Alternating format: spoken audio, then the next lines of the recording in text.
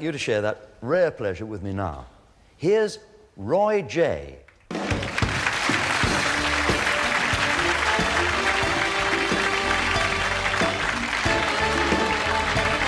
Ooh. Comedian wearing gloves. He walks out on stage. Hey! I'd immediately fucking throw tomatoes. I'm leaving.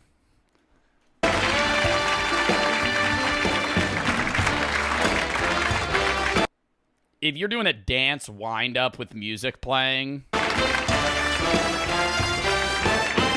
stranger in a black sedan, don't want you hop inside my car. I've got candy floss, I'm a traveling man, and I will take you to the nearest star. Hey. Hi, weirdos. Spook. Nah, you know the fucking lizard people? This guy is a human. You know the fucking demons and the lizard people are the fucking motherfuckers laughing in the crowd, man. Who finds this funny? I can see somebody fucking just bombing this hard. That's innately human. You suck so bad on stage. Who's laughing at this? I used to be a schizophrenic, but we're both okay now. What? Okay, I gotta make this point. Stand-up comedy in person, hell of a lot funnier because you're in an audience like environment where everybody's laughing and one person laughing makes other people laugh, so everything seems more funny. But I would be stone cold Steve Austin here. I'd be fucking front row. Never even boo. I'd love to do that. I'd feel like an asshole. But it would be kind of a fun experience to go to like a stand-up comedy bit, and anytime you think a joke's not funny, you just go. No, you don't even boo. He doesn't see you half the time, but one time he makes eye contact with you, and you're just like, no. That was a bad one. Wow, this place is weird, huh? Slither.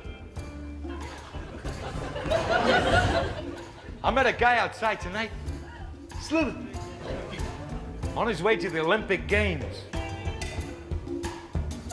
I said, are you a pole vaulter? He said, no, German, but how did you know my name? Background music. That wasn't funny. That wasn't... I know comedy's subjective, right?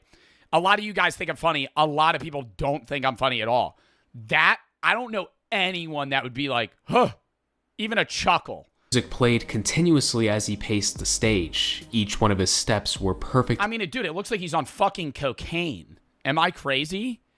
It looks like he's like sitting there going, saw a guy outside, he was German. Are you a pole vaulter? Oh, no, how'd you know? How do you know my name? Synchronized with the rhythm. Really to cook that one up. Slither and spook, he'd remark, seemingly randomly throughout the performance. It was weird, but that's what people liked about it. After all of his attempts, something was finally working. The offers were coming in. He actually signed to an agency. This is what he had been dreaming of. However, while he gained an audience and managed to appear on TV, not everyone was so keen on his act. Many saw through his gimmick, focusing on the substance, which was mediocre at best. But Roy didn't care. He was finally in the spotlight, and to him, that's all that mattered. As his hard work began to pay off, he started drinking and partying more, treating himself for the effort he'd put in. Like, bro, why is he in a Skull Trooper? Why is he in a Skull Trooper fit right now? Just like slithering across the stage. He makes like 5 jokes. It wasn't time for him to relax. He should have been focusing on his act. His abuse of alcohol began to affect his work. He'd show up to shoots completely wasted, unfit to act in any reasonable manner. He was not in a good state of mind. That's not that absurd for comedians, though, to be straight up hammered on stage. Not to the point where they get like booed off or they can't function. But didn't Joey Diaz do like 500 milligrams of edibles and like Xanax and then get on stage and do a whole set and just fucking, but kill it? Like, or like not most, I don't want to say most. A lot of comedians have drug abuse problems and do them while they're while they're working.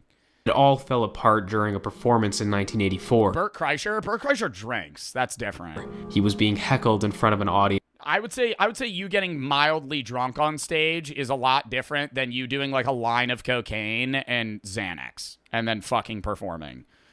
Of 600 people. Usually he was able to handle it, but on that night, 600 people. Well, how big of a room would that be?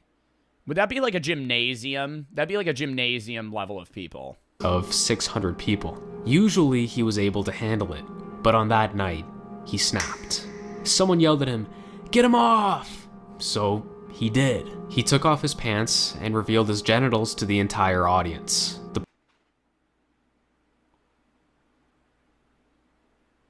What a plot twist. What a plot twist. What? How does this have to do with him being a demon on 4chan and somebody that's like implementing himself in society? He bombed on stage, somebody called him out, and then he fucking just stripped naked?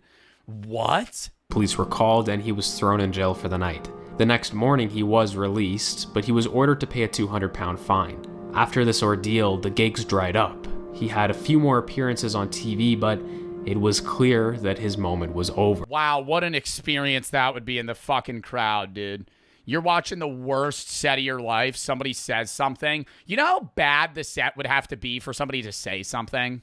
Like a 2 out of 10. Boo! Yoo-hoo! Yoo-hoo! It's a Labubu! Dang it!